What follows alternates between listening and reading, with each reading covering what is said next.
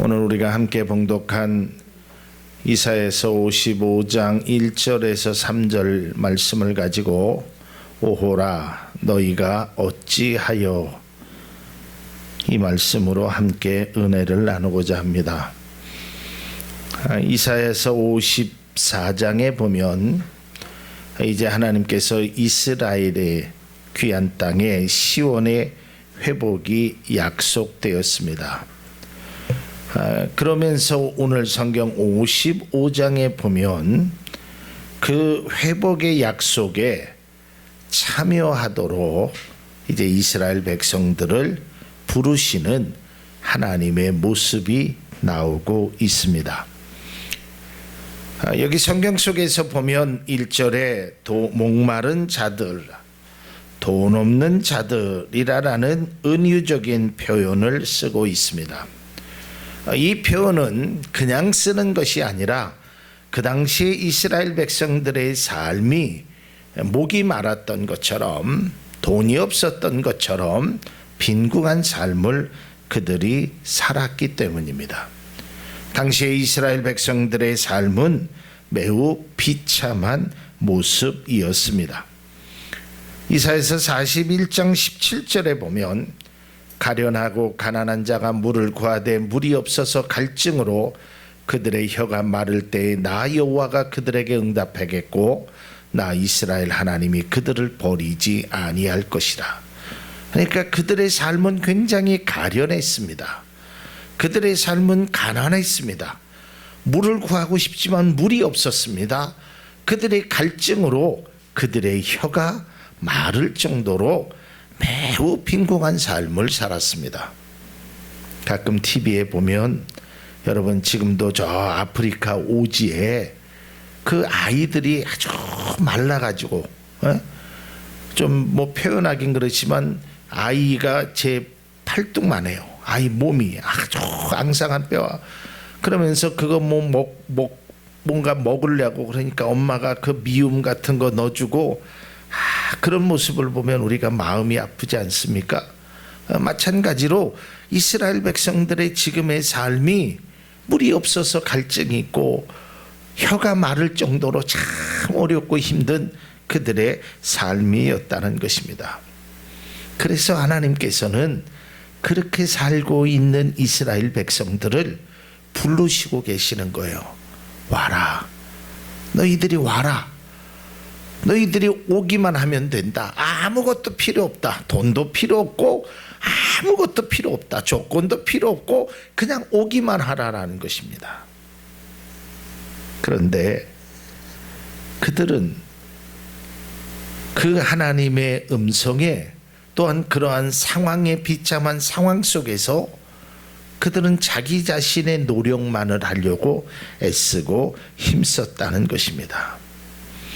이들을 향한 하나님의 안타까움이 본문 1절과 2절에 있습니다. 여러분 1절이 어떻게 시작됩니까? 오호라 이렇게 시작됩니다. 그리고 2절의 말씀을 보면 어찌하여라고 합니다. 여기서 오호라라는 말은 감탄사입니다. 그러니까 하나님께서 이렇게 한숨을 쉬시는 겁니다.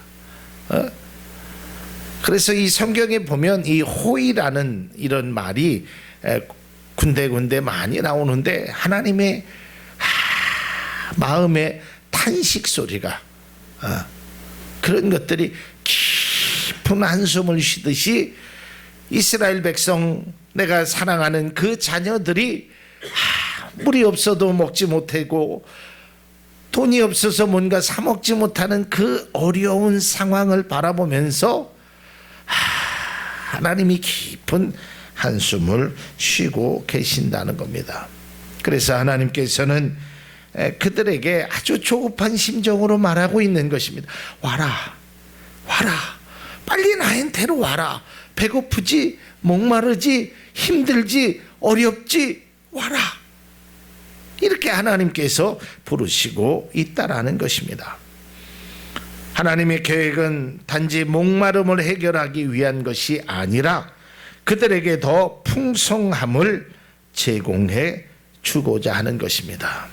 그래서 너희들은 돈 없는 사람, 값없고 아무 조건도 없이 그냥 와서 먹고 마시고 행하라. 이게 하나님의 그들을 향한 말씀이었습니다. 하나님께서는 힘들고 지쳐있는 영혼들에게 하나님의 사랑을 보여주고 있다라는 것입니다. 오기만 해라. 내가 너희들을 다 내게로 오면 그냥 무료로 너희들에게 줄 것이라는 것입니다. 여러분, 우리가요, 아무리 좋은 것이 있어도요, 또 내가 가고 싶은 것이 있어도요, 내 조건에 맞지 않으면 못 가는 것입니다. 내가 그 비용을 지불할 수 있는 능력이 없으면 못 가는 거예요. 가고 싶어도. 제가 과거에 저희 부모님을 좀 뵈려고 미국을 가려고 했어요. 그래서 미국을 가려고 돈도 조금 모아놓고 다 시간도 준비해놓고 다 준비해놨어도요, 미국을 못 갔어요. 왜냐하면 비자라는 것이 그 당시에는 있었어요. 이 비자가 없으면 아무리 내가 준비를 많이 해도 미국을 갈 수 없습니다. 또 제가 비행기를 또 타봤거든요. 그 비자라는 걸 받고 이제 부모님을 만나러 미국을 갔는데, 제가 이게 등치가 크잖아요. 여러분 비행기 타봐서 알지만 비행기 의자가 얼마나 좁습니까? 거기 앉아서 뭐 밥도 먹어야 되죠. 뭐 거기 앉아서 한두 시간도 아니고 14시간 동안. 근데 그 앞에 보니까 좌석이 좋은 게 있더라고요. 그리고 자리도 비어 있어요. 그래서 나는 가서 앉으면 되는 줄 알았어요. 근데 안 된대요. 왜 안 되냐 그러니까 여기는 비즈니스석이라고 많은 돈을 낸 사람들만 앉을 수 있다라는 거예요. 이처럼 내가 가고 싶다고 해서, 내가 하고 싶다고 해서 다 하는 것이 아닙니다. 조건이 있어야 돼요. 내가 지불해야 될 능력이 있어야 되는 것입니다. 그런 것을 우리는 보통 그림의 떡이라고 합니다. 아무리 하고 싶어도 아무리 먹고 싶어도 안 되는 것입니다. 이스라엘 백성들에게는 이처럼 아무런 능력이 없었어요. 가지고 있는 돈도 없었고 어떠한 자격도 없었고 아무것도 없었어요. 그래서 하나님은 그들을 향해서 그냥 오라라는 거예요. 오기만 해라.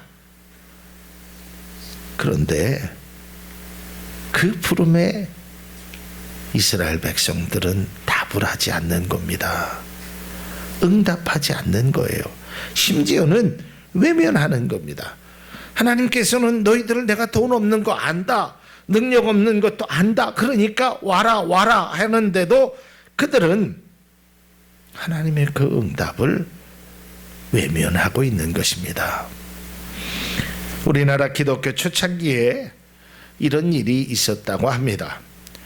선교사님, 미국에 있는 선교사님이 어느 마을에 가셨는데 그 당시에 그 생선을 파는 청어 장사가 있었다고 합니다. 옛날에는 생선을 이렇게 이고 다녔잖아요. 그러면서 그 사람이 싱싱하고 물 좋은 청어 사십시오 하면서 막 하는 거예요. 이 선교사님이 이 청어를 참 좋아했었던 모양이에요. 그래서 그 장사하는 분에게 이게 한 마리가 얼마입니까?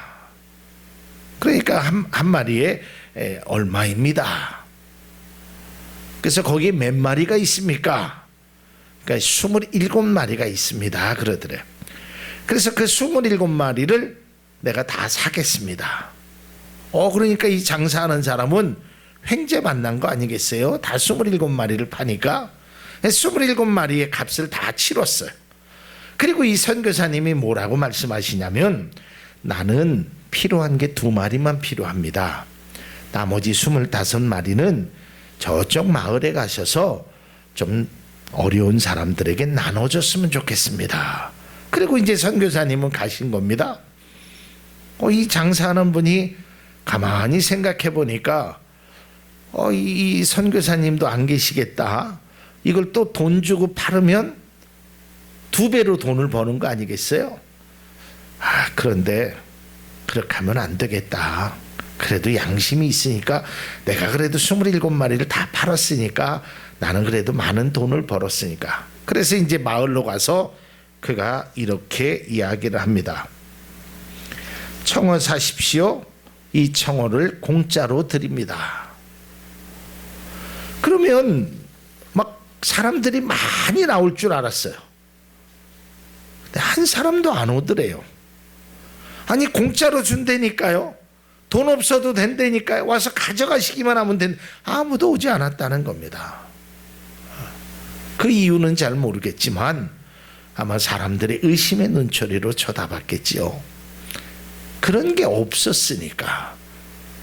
마치 하나님께서도 이스라엘 백성들을 향하여 야 그냥 와라. 오기만 하면 된다. 아무 조건도 없다. 오기만 하면 된다라고 말씀하셨는데 그들은 하나님의 음성을 듣지 않는 거예요. 자, 여러분 2절을 다시 한번 읽기를 원합니다. 2절 말씀 함께 읽습니다. 너희가 어찌하여 양식이 아닌 것을 위하여 은을 달아주며 배부르게 하지 못할 것을 위하여 수고하느냐. 내게 듣고 들을지어다. 그리하면 너희가 좋은 것을 먹을 것이며 너희 자신들이 기름진 것으로 즐거움을 얻으리라. 자, 자막 그대로 놔두시고 오지 않는 겁니다. 이스라엘 백성들이. 근데 그들은 뭐 했냐면 배고프니까 돈이 없으니까 막 그 돈 버는 데만 혈안이 되었던 거예요. 그러니까 오늘 하나님이 야 너희들 그렇게 아니 뭐 하려고 수고하느냐. 내게 오면 내가 너희들에게 먹을 것을 준다고 약속하지 않았느냐. 내게 먼저 와라. 네가 어찌해서 양식 아닌 것을 위하여 은을 달아주며 배부르게 하지 못할 것을 위하여 그렇게 수고하느냐. 우리가 이 세상을 살아가면서요 가장 허망한 것이 있다면 그것이 바로 헛수고입니다. 내가 열심히 뭔가를 했는데 이게 잘못되면 그동안 했던 모든 공들이 하루아침에 다 날아가는 거잖아요. 얼마나 허망한지 몰라요. 근데 여러분 이 허망으로 끝나는 것이 아니라 다시 할 용기가 나지 않습니다. 저도 과거에 제가 대학원 때 밤새 제가 페이퍼를 썼어요.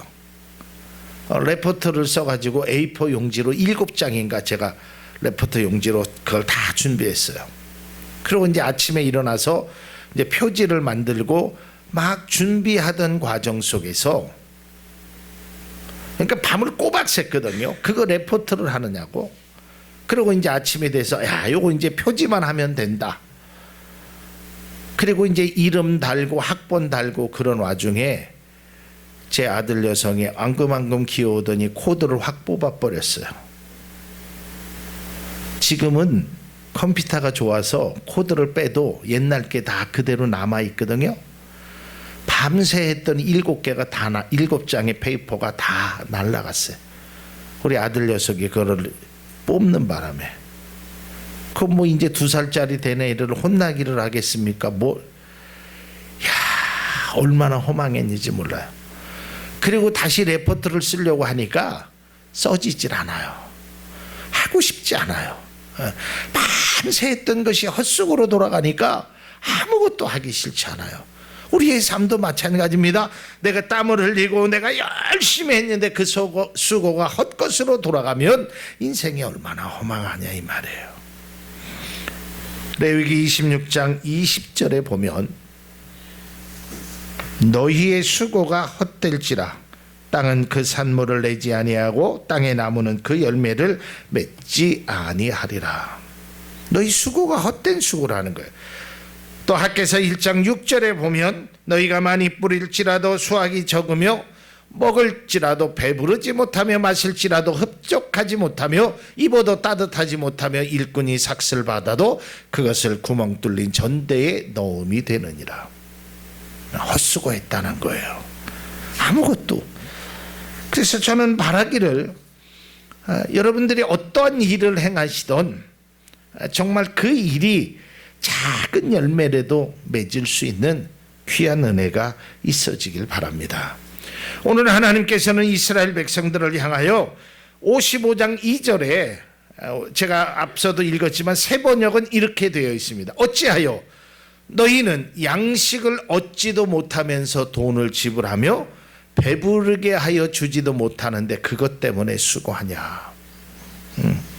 어리석은 사람들아 라고 말하고 있다는 것입니다. 이스라엘 백성들은 돈을 지불하며 수고의 노력을 했음에도 불구하고 그들은 양식을 얻지 못하였고 만족을 얻지 못하였다라는 것입니다. 그들은 목마름과 허기를 스스로 해결할 수 없는 처지에 있음에도 불구하고 스스로 문제를 해결하려고 헛된 노력을 했다라는 것입니다. 그러나 여러분, 수고하지 않아도 된다는 뜻이 아닙니다. 열심히 일하지 말라라는 것이 아닙니다. 하나님께서는 수고하는 자에게 복을 주신다 그랬습니다. 신명기 12장 7절에도 거기 곧 너희의 하나님 여호와 앞에서 먹고 너희의 하나님 여호와께서 너희의 손으로 수고하는 일에 복 주심으로 말미암아 너희와 너희 가족이 즐거워할지니라 그랬습니다. 수고해야지요. 일해야지요. 열심히 해야지요. 그런데 그 수고가 헛된 것이 되지 않기 위해서는 우리의 삶이 과연 어떤 것을 행해야 되는지를 알아야 한다는 것입니다. 그것은 바로 하나님의 부르심에 우리가 응답하며 그 부르심을 먼저 생각할 수 있는 우리가 될 수 있기를 바랍니다. 여러분, 사람들이요 참 어리석은 것 중에 하나가요, 젊어서 열심히 일하죠. 요즘은 뭐 육체적인 노동보다는 정신적인 노동이 있지만 아마 우리 장로님 평생 아마 굉장히 많은 일을 하셨을 겁니다. 권사님도 그렇고 또 예전에 어디 그러면 열심히 일한 것이 결국은 먹고 살려고 하는 거잖아요. 그죠? 사실은 그렇잖아요, 우리가. 근데 그 열심히 일해서 돈 버는 게 나중에는 몸이 아파서 그 버는 돈을 몸 아픈데 그 건강을 위해서 다 사용한다라는 거예요. 참 이 바보 같은 일이거든요. 그렇다면 어떻게 해야 될까?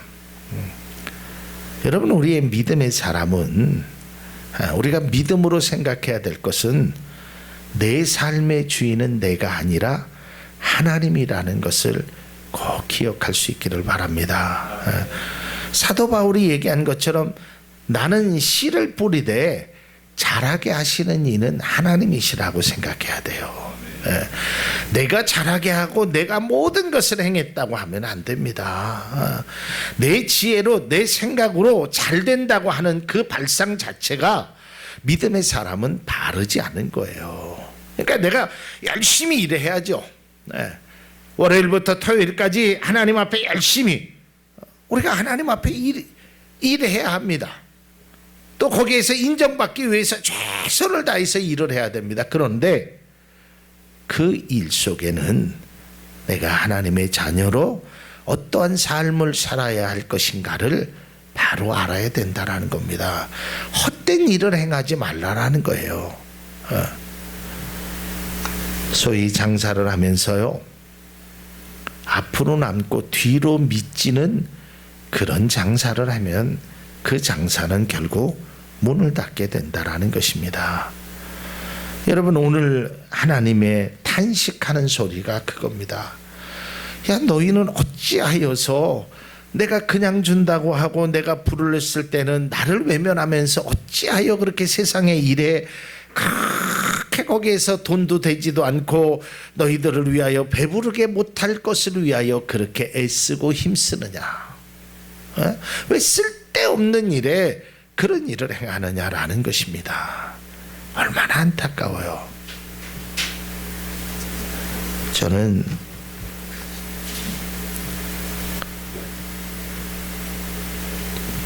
엊그저께 어떤 분을 하고 잠깐 얘기하다가 굉장히 마음에 충격을 받았어요. 교회를 다니시는 분이거든요. 하나님을 믿는 분이에요. 근데 그분하고 얘기를 하는데 몇 년 전에 목사님 제 통장이랑 이 모든 것을 다 바꿨습니다 그래요. 그래서 나는 통장을 잃어버려서 바꿨는 줄 알았어요. 근데 그분이 나이가 60이 넘으신 분이에요. 그래서 왜 통장을 바꿨어요 그랬더니 이름을 바꿨어요 그러더라고. 이름을. 아니 왜 이름을 바꾸셨어요? 이름이 나쁘대요. 그래서 이름을 바꿨어요 그러더래요. 나 그 소리 듣고 그 앞에서 내색은 안 했지만 야, 그 이름이 나쁘다고 누가 그랬겠어요? 목사가 그런 목사는 없잖아요.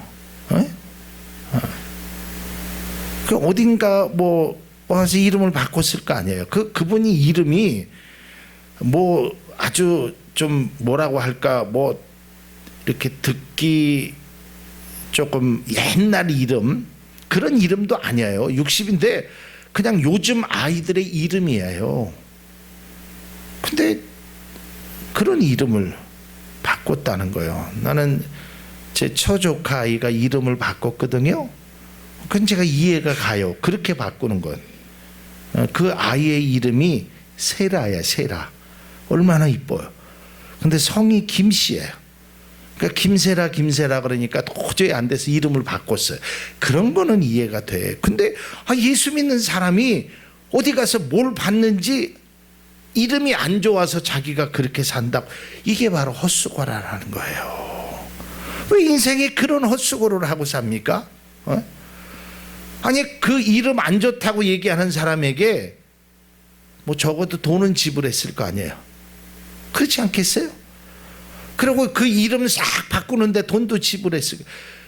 차라리 그 돈 갖고 자기 건강을 위해서 맛난 거 사 먹는 게 더 훨씬 이득이에요.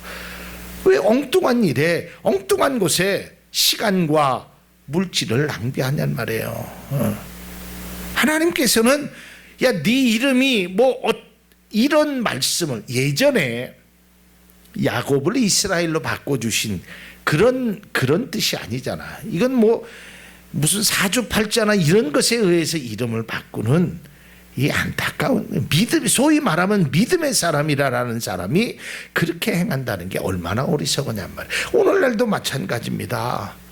믿음의 사람이 행하고 있는 일이 헛된 것에 너무 많은 것을 주님이 부르십니다. 오라, 너희들 진짜 힘들구나. 주님이 탄식하는 마음으로 와라, 내가 너희들을 다 품어주겠다. 예수님이 말씀하신 것처럼 수고하고 무거운 짐진 자들아 다 내게로 오라라고 함에도 불구하고 그런 것에 응답하지 않는다는 겁니다. 오늘 본문의 말씀을 통하여 탄식하시는 하나님의 음성이 우리의 마음에 새겨질 수 있기를 바랍니다. 혹시 나를 보시고 하나님께서 야, 내가 어찌하여 그런 일을 하느냐, 어찌하여 그렇게 헛수고 하는 인생이 되지 말라라고 혹시 나에게는 그런 일이 없는지, 내가 수고하고 애쓰는 것도 필요하지만 먼저 하나님이 나를 향하신 그 뜻을 먼저 헤아릴 수 있어야 한다라는 것입니다. 오늘 하나님은 이스라엘 백성에게, 아니 오늘날 살아가는 그리스도인들에게 이렇게 말씀합니다. 내가 듣고 들을지어다. 그리하면 내가 너희에게 좋은 것을 줄 것이며 즐거움을 더하게 하리라 라고 말씀합니다. 오늘 우리를 향하신 하나님의 탄식 소리를 우리가 귀와 마음으로 들을 수 있기를 바랍니다. 우리에게 향하신 하나님의 계획하심을 예레미야는 성경에 이렇게 기록하고 있습니다. 예레미야 29장 11절 말씀입니다. 여호와의 말씀이니라.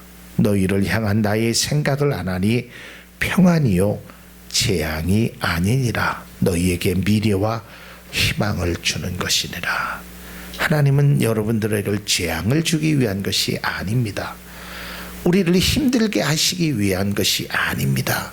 오히려 힘들어하고 어려워하는 우리들의 모습을 보면서 이런 깊은 한숨을 쉬면서 내가 너에게 뭐를 해주면 되겠니 하면서 주님이 우리를 이렇게 감싸주시고 우리를 불러주시기를 원한다는 겁니다.